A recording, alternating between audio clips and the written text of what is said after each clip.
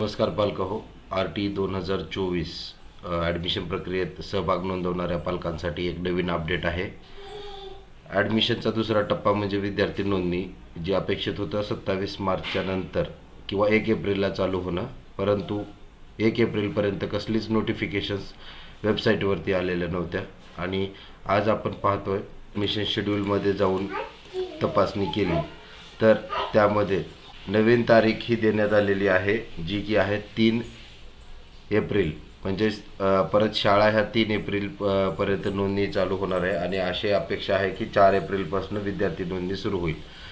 ज्या अर्थी ही सलग 7व्यांदा तारीख वाढ दिली आहे त्याचं कारणही आपण समजून घेऊया की जी जागा किती उपलब्ध आहेत RT मार्फत।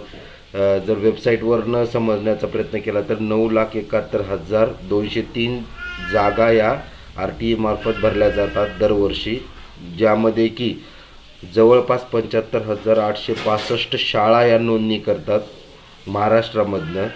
त्यामुळे आपण समजू शकतो की इतक्या साऱ्या जागा आहेत, 10 लाखाच्या आसपास जागा आहेत आणि 76,000च्या आसपास शाळा आहेत। तर या सगळ्या शाळांची नोंदणी करून घेणं हे खूप कठीण जात आहे आणि त्यामुळेच काय ते तारीख वाढ होत आहे।